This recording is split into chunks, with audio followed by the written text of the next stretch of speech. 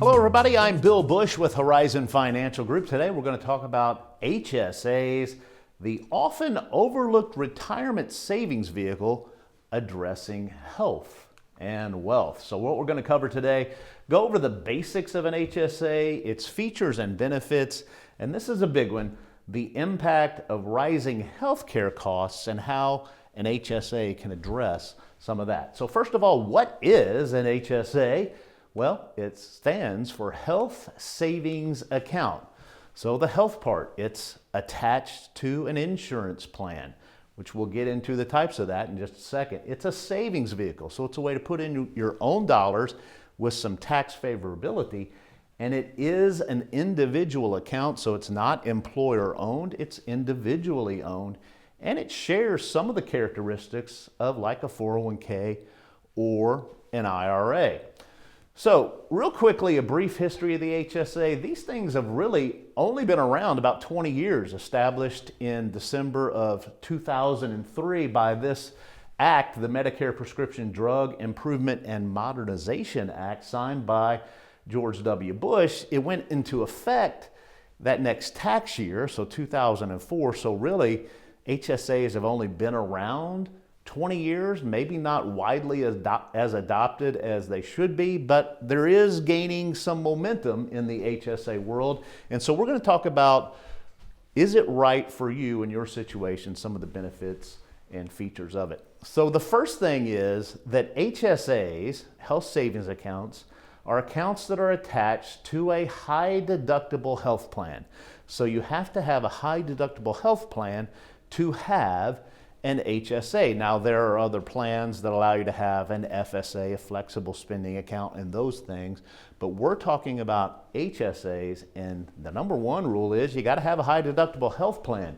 So there are a couple other requirements. You can have no other health coverage except what is permitted under the other health coverage category, and that would include things like vision and dental insurance. You're allowed to have that, still have the high deductible health plan and contribute to an HSA.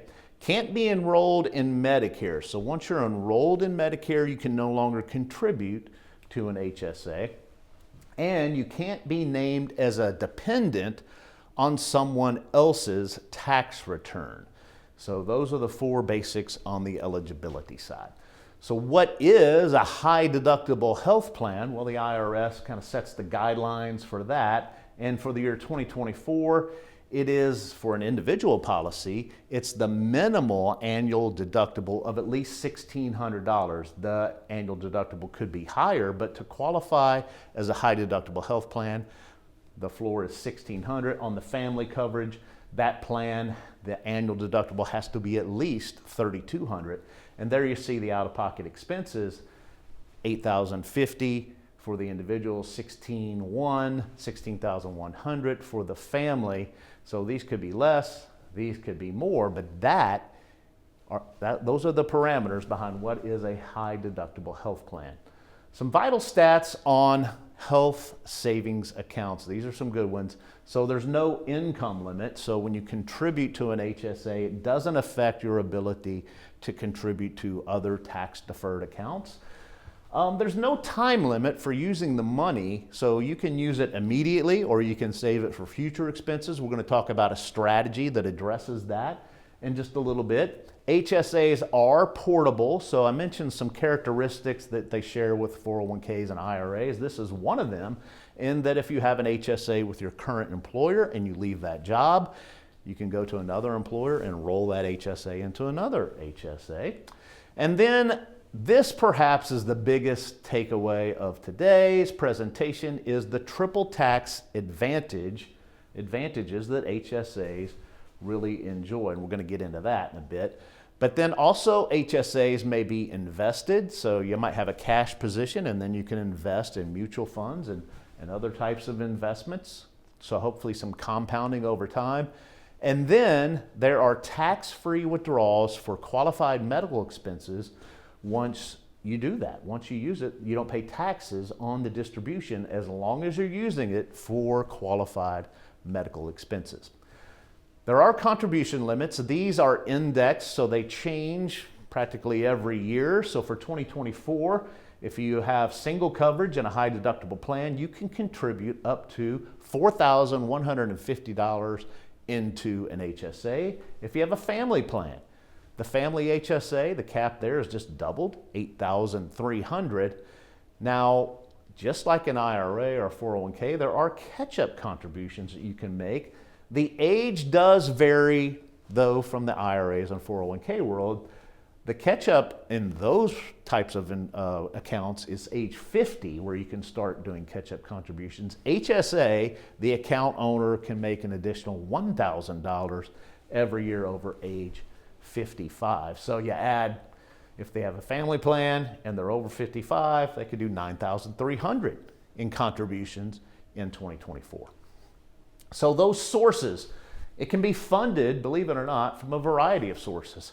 Many plans, the employer will contribute to an HSA. They might have, hey, we'll do X amount of dollars and then we'll do a match over that. So the employer can contribute to that individual account. And then there's the employee payroll. So payroll deductions can be made throughout the year, $50 a paycheck, $100 a paycheck, that kind of thing, just like you contribute to maybe a 401k. And then there are individual contributions to an HSA before the tax deadline. So as the year's going along and maybe you're making payroll deductions and you get to the end of the year and you've contributed $2,000, but you want to contribute more to year 2024, you can actually make an individual contribution directly to the HSA before that next tax deadline to count for the prior year. And then, believe it or not, another individual could actually contribute to one's HSA. So those are the 4 contribution sources. Keep in mind, though, when you total all those sources, you still can't exceed the annual limit, which the individual, $4,150, the family, $8,300, and of course you have to add the catch-up if that qualifies. But penalties apply if you make exceedingly over contributions. If you go over that contribution limit, penalties do apply.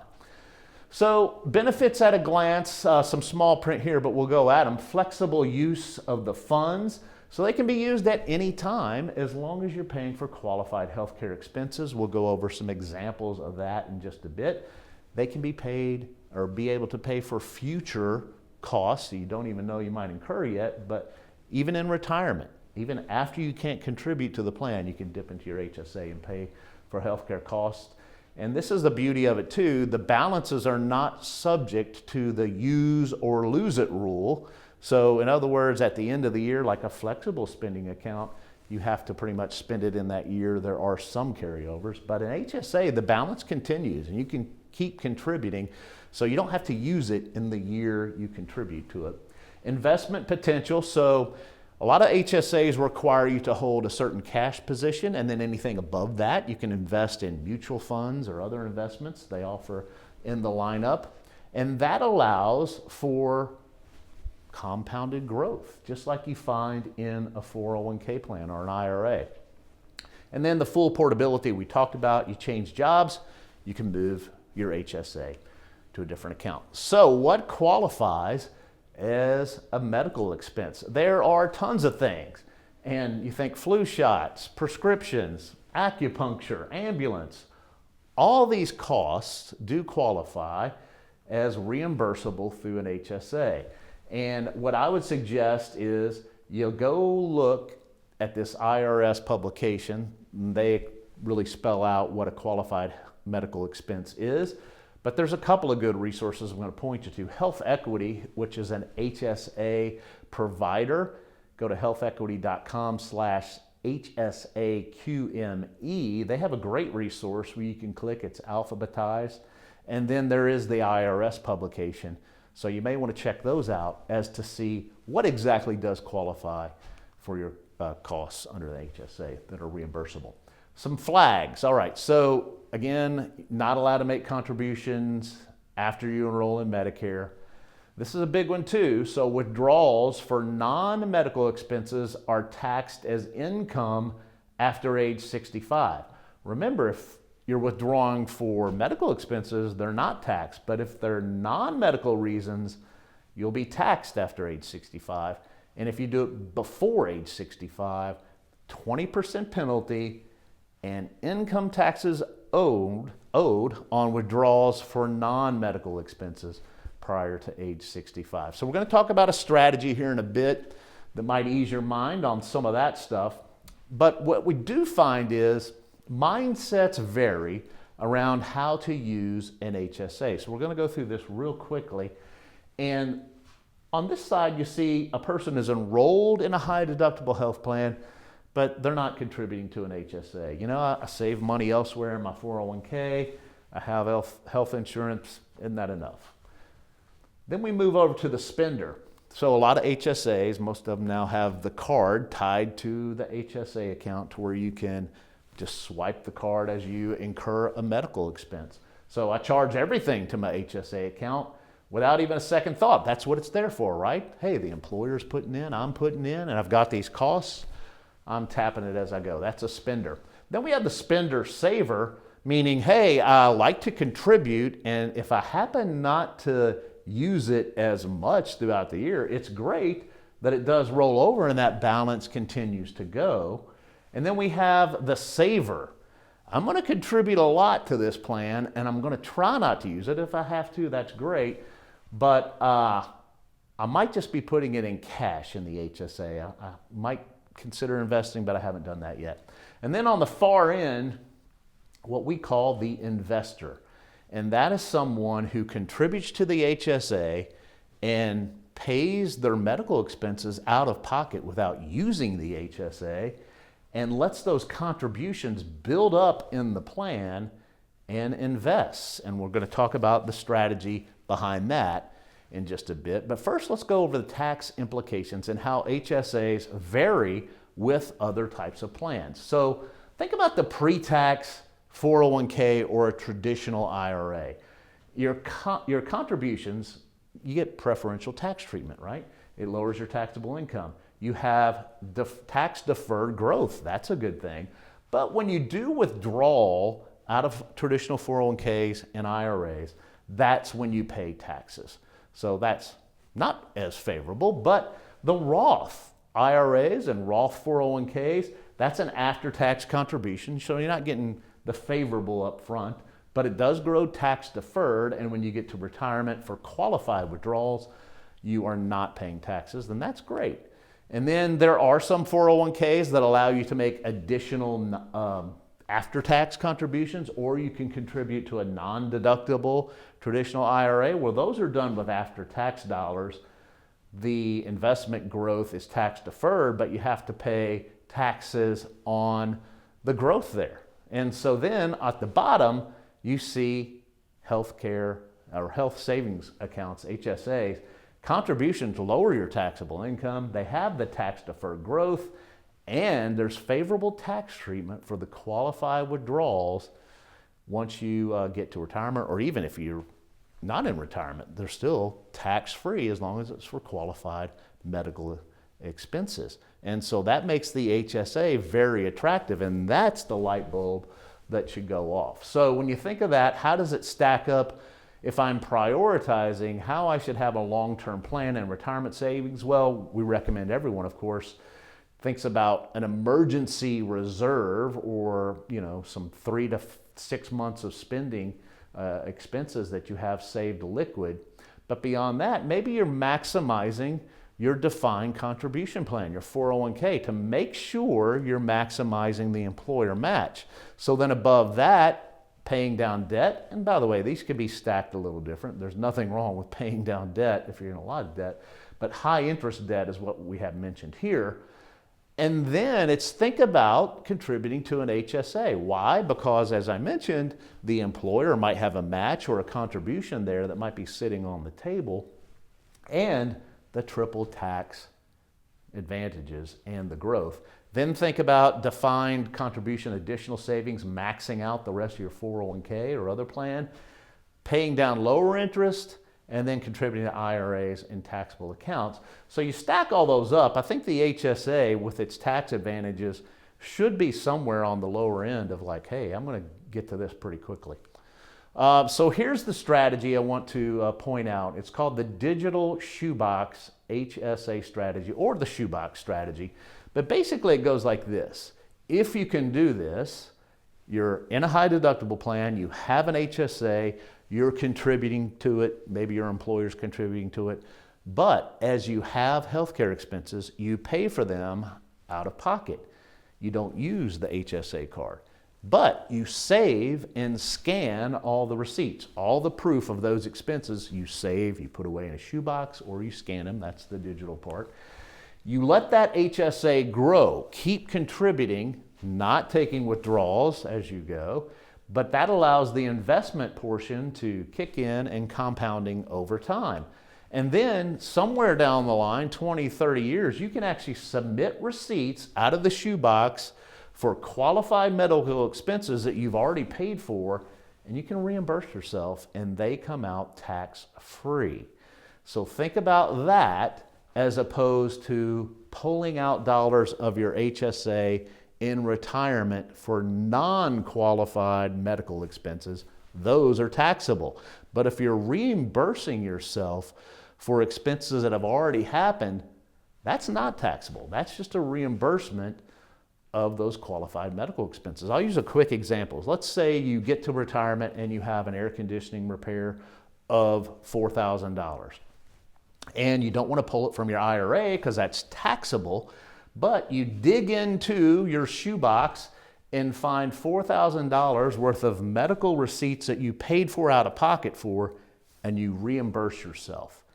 And that reimbursement comes to you tax-free, and that's important. So that's flexibility. That's a good strategy to think about, at least think about.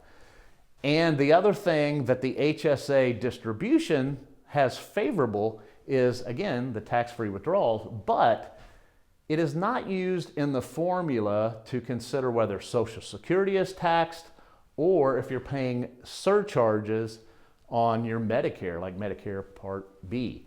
Same thing with Roth IRAs, by the way, but your taxable accounts and other sources, those do count in that contribution, or that calculation rather, for Medicare and whether Social Security, how much that is taxed. So think about that as well.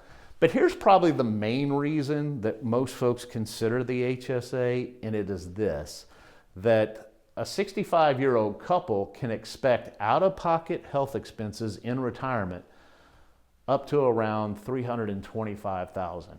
And so that is a hefty amount because, of course, as we age, our healthcare utilization does increase for the most part. And these are the fears that retirees are concerned about: healthcare insurance premiums and those out-of-pocket healthcare expenses. And the HSA can address those.